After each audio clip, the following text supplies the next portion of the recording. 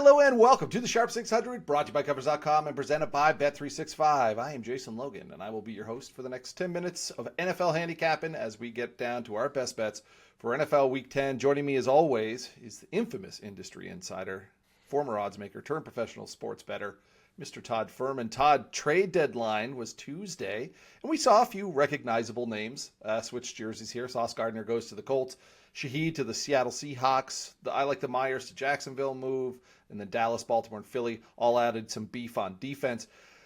Looking at the trade deadline and leading up to it, give me your top three trades in terms of highest potential return for this second half of the season and the playoffs coming. Before we get into that, can you justify why a 3-5-1 team in your beloved Cowboys is dealing draft capital to acquire assets? Does Jerry think that the NFC is that wide open that this is the time and place to be able to make an impactful move when it comes to player personnel? The defense is terrible, but the front seven is not that bad. I get it, we can't stop the run, but we watched Jacoby Brissett just slice up the secondary. Yet no secondary help whatsoever. And like you said, dealing first and second round picks for Williams, another reason why he should not be the GM of that team. Okay, are you done picking on my Cowboys? Are you done twisting the knife a little bit? Just give me your goddamn answer, would you? So for me, number one trade acquisition, the Seattle Seahawks getting Rashid Shaheed. You look at this receiving core with JSN, we know he was an absolute alpha. Torrey Horton has started to come on, but now you have a guy that can stretch the field, and Seattle has the luxury of being able to attack at all three levels. Once they get Cooper Kupp back from injury, they can run the football, and credit to the way the offenses look. Sam Darnold has operated with ruthless precision, and getting a guy that can take the lid off the defense is going to give JSN an excellent opportunity to work the middle of the field even better than what he's already done. The Philadelphia Eagles bolstering not only their secondary if they can get a healthy Jair Alexander, but Jalen Phillips to help with that pass rush. We knew that the Philadelphia Eagles had a little bit of a brain drain, so to speak, in the trenches, given all the guys they couldn't afford to pay. Bringing in a situational pass rusher in Phillips definitely helps, and I think he can be one of those little pieces that nobody pays much attention to that catapults that Eagles right back to the NFC Championship game. And look, long term, do I think it's a great trade for the Indianapolis Colts? Absolutely not. I don't love the idea of giving up 2 first-round picks, but if we're looking at just this season, they're all in. They went out and addressed the need. Their secondary was a major concern. And even if they don't get the Sauce Gardner that was Defensive Player of the Year with phenomenal coverage grades, he becomes their best cover corner right out of the gates. So credit to the Colts for taking a big swing, even though they're going to pay dearly for it over the next couple of seasons. Yeah, and then if they get Ward back, say, after Thanksgiving, that sets them up pretty well to battle some as long as Ward and Gardner don't run into each other during pregame warm-ups, and then all bets are off. Freak injuries. There's been a lot of freak warm-up injuries. Anthony Richardson breaking his face with a rubber band, and that Ward knocking himself out. Before we get started, on Week 10, we asked that if you like what Todd and myself are doing each week here on the Sharp 600, that you let us know. Rate it and review the podcast on whatever podcast platform you choose to listen to us on. And then if you're watching us on YouTube each week, and more people seem to be doing that, that's great. Like, comment, and subscribe to the Covers YouTube channel because there is some fantastic stuff on there with basketball, hockey, college football, NFL football, everything that's going on right now, MMA, all that good stuff. So like and subscribe to the channel. Don't miss a thing. All right, let's have 10 minutes on the clock for Week 10. All right, Todd, we still have an entire half a schedule to deal with here. So let's make some prognostications. Let's make some predictions for the second half of this season. A little game of fill in the blank. I'm going to say a statement, and you give me the team that fits that blank. So we'll start off. Blank could go on a nice run soon. So this one felt easy and basically filling in your name on standardized tests. The Baltimore Ravens. They're a 4-point favorite this weekend against the Minnesota Vikings. They win this game. You look at their upcoming schedule, an excellent opportunity not just to blow through that 500 threshold, but have an inside track to win the division, even in the wake of the Steelers knocking off the Colts. So the Baltimore Ravens, the bingo free space to at least to kick off this segment. I said San Francisco could go on a nice run. This is a team, and it could start this weekend against the Rams, but this is a team that's kind of been at half capacity in either offense or defense at points of the season, yet still very much in the mix in the NFC. And beyond LA, then they have Arizona, Carolina, and Cleveland, then a much-needed bye in Week 14. Could set themselves up for a good run. Next one, nobody wants to play blank in the first round of the playoffs. So I made this more difficult on myself. I took a team that's not currently inside the playoff picture in the AFC or NFC, but that would be the Houston Texans, sitting at 3-5, a very stingy defense that we saw push the Kansas City Chiefs a season ago after knocking off the Chargers as short home underdogs. If CJ Stroud and this offense can get on track, and it's a big if that has to start with a win this weekend against the Jaguars, the Houston Texans are a team in the AFC draw that I don't think anybody would want to see in that opening round. Yeah, I don't think there's much of a stretch because I said the same thing. I think Houston, we've seen them go into the wild card weekend and win wild card games, both the last 2 seasons, both as underdogs. 5 losses this year. The 5 losses, all one possession games. So Houston, a very dangerous team should they get in. Next one is I've been cashing in unders with blank. Banking on the New England Patriots run defense to stymie number 1 running backs across the National Football League. This is a run defense that hasn't allowed more than 50 rushing yards to a single rusher. You've been able to cash going against guys like Quinshon Judkins, Bijan Robinson. The list goes on and on. And if it ain't broke, don't fix it, J-Lo. I think we may have a little opportunity again this weekend to fade the Tampa Bay Buccaneers backfield. All right. I said the Carolina Panthers. They're an over team so far. I think there's undervalue with this team because they were a rough start for this defense. It seems to be getting better. Rico Dowdle powering a playbook that's running a ton, and then Bryce Young is not an explosive QB. He's averaging the 5th lowest air yards right now. They play a lot of zone. They kind of don't let anything in behind them, death by 1,000 paper cuts type thing on defense. So I think there could be some unders in the future for the Carolina Panthers. This is a good one. I can't believe blank lost in the NFC Championship game. The Seattle Seahawks. The reason I say that is I bet the Seahawks to come in under their regular season win total before the year started. So if they got to the NFC Championship, it would definitely be a surprise. Look, hat tip to Sam Darnold and this organization for what they've been able to accomplish offensively. This is a Seattle team that nobody wants to play. Just getting to the NFC Championship would be a massive boon for this team that's shown incredible balance on the offensive and defensive side. All right, this is a good one here. We've talked about this before during the podcast. Blank could be an MVP sleeper. Baker Mayfield, and Baker's numbers had shortened substantially going into the bye, but he's got 3 excellent opportunities against high-profile opponents to bolster his stock yet again. If he gets healthier, I'll take a shot on Baker while Drake May gets all the buzz. All right, I say Jalen Hurts plus 2,200 right now to win MVP. 7 TDs, a 79% completion rate, 500 passing yards the last 2 games, and the Eagles offense starting to pick up some steam. And he can put up passing yards. He can put up rushing yards. You got some marquee matchups, like you said. There's those high-profile games. They play Green Bay. They play Detroit. They win there, and he plays well. That boosts his stock. And then he has some opportunities to pad the stats as well, too. They take on Dallas in that revamped defense, take on Chicago, Vegas, and they play Washington twice. So I like Jalen Hurts here. Quick one. It wouldn't surprise me if blank missed the playoffs.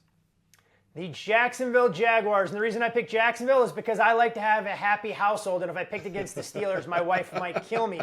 But this is a Jags offense. I keep waiting to take the next step, and they just haven't done it. Defensively, they've exceeded expectations. And maybe the offense gets on track with Brenton Strange returning to action. But Trevor Lawrence, there seems to be something missing. Yeah. Old Sunshine is an elevator that probably doesn't go to the top floor. I say the Green Bay Packers are plus 350 to miss the playoffs here. Packers, they kind of peaked in week 1, and they've boosted their stock against some broken teams, and they're 1-5 ATS in their last 6. But Tucker Kraft out. Green Bay has a nasty stretch of schedule ahead here. They have 4 games in 17 days, and then the final 6 games, they only play 2 of those at Lambeau. So that frozen tundra edge is not here this year. I could see Green Bay potentially missing the playoffs plus 350. J-Lo, it may be frozen on Monday. 22 degrees at kickoff, like my friend. We got Thursday night football. The Raiders going up the mountain to take on the Broncos. Todd, what do you like in this one? J-Lo, these Thursday night football games have baffled me the last couple weeks. Keaton Mitchell can't get over 11.5 rushing yards, finishes with 11, and I know you had Lamar Jackson's longest rush over 13.5, and he falls 13 as well, so we get done in by half a yard in both accounts. I'm going to go to a quarterback rushing prop, though, and I'm going to bet against human achievement. I bet too many overs of late and take Bo Nix under his rushing total at 21.5. When you look at this Denver Broncos team, when they play from a positive game state, there aren't design runs. Sean Payton discourages his starting quarterback to take off and look to pick up those chunk yardage plays. As a heavy favorite against the Raiders, I think he operates primarily from the pocket, and Bo Nix underwhelms in the rushing yards distinction. All right, I'm going to go with Nick's new favorite guy, and that's Troy Franklin, taking over 40.5 receiving yards from him. The last 3 weeks, he has seen a spike in target share, especially the last 2 weeks, 27% plus the last 2 games. Those looks haven't exactly added up to big gains, but offensive coordinator Joe Lombardi, he said they want to keep the Franklin snowball moving, and he goes against a Vegas defense that struggles against the pass, 27th in terms of defending wide receiver twos, and Franklin bouncing between out wide and in the slot. Slot receivers have ripped apart this Raiders defense. I think he can get some yards here. Projections 40 plus on most of them, a high of 54 yards receiving on Thursday night. So I like Troy Franklin over 40.5 receiving yards. He's getting the looks, he's getting the touches, and he's going to get the yards here against the Vegas Raiders. Time for some anytime touchdown bets. Odds, of course, provided by Bet365. I'm going to the Saints, and I'm going to Juwan Johnson, the tight end, for NOLA, plus 425 at Bet365 right here. Johnson has been Tyler Slow's kind of safety blanket since the rookie took over the starting gig, and over his 5 quarters of football, Slow has seen the second highest target share behind Shaheed, who's currently on a plane going to the Pacific Northwest right now. So that is all positives for Johnson. But he was able to find the end zone last week against the Rams, and now he faces a Panthers defense among the worst against tight ends. They play a lot of zone. Johnson's really good at finding those seams and zones and then picking up the yards after the catch. I think the big body tight end gets in plus 425. A lot of other places around 3-1 for him to get in for a touchdown. Yeah, chemistry that predates their time in New Orleans as members of the Louisville Cardinals in college together. J-Lo, last week I took the low-hanging fruit. Played Jackson Dart anytime touchdown. 4 went Colston Loveland, who scored not only once but twice. I'm going to take low-hanging fruit on the Bears this week with Rome Odunze against the New York Giants. Rome put up a giant goose egg a week ago in terms of overall receptions, 3 targets. And the last touchdown for Rome came way back 5 weeks ago against the Las Vegas Raiders. This is a Giants secondary that I don't expect to get a lot healthier. They play a ton of man coverage, and there are nothing but seams to run through at that second and third level. I think they find a way to get Rome onto the stat sheet, both in yards, receptions, and most importantly for us, a touchdown right around plus $1.60. All right, time to run the 2-minute drill, and that means our best bets for NFL Week 10. Odds, of course, provided by Bet365. Todd, I'll kick us off. I'm going Philadelphia Eagles. I'm going money line plus 115. The Super Bowl honeymoon is over. The Eagles are coming off the bye at the right time. They've had 2 weeks to refocus and get ready for the second half, and it starts with a statement win at Lambeau Field. This defense, it gave Jordan Love fits in the wild card round. Now Vic Fangio has 2 weeks to scheme something up for a team that just lost their top offensive weapon in Tucker Kraft. The Philly offense we've seen glimpses of greatness again. In fact, over the last 3 weeks, they are the #1 EPA per play team in the NFL. I say Philly delivers a statement on Monday Night Football, money line, Eagles. Well, look, if you're going to the best game of the weekend for Week 10, I'm going to go to the worst, and that's in the NFC South between the Saints and Panthers, where Carolina has ballooned out to a 5.5-point favorite. This is a role that has not been kind to the Carolina Panthers. 0-10 straight up. The last 10 games they've gone into listed as a favorite, and now we're not asking them just to win the game by a couple of points. They're going to have to do so by roughly a touchdown. Yes, the Saints were sellers at the deadline, but the Carolina Panthers O-line is banged up. Give me the Saints plus the points. Field goal game either way. Did you forget about the Browns and the Jets playing in the rain this weekend? Because that's a pretty goddamn bad game, too. Yeah, that's a fair point. We're going to need a program to figure out who's actually available for the Jets defensively.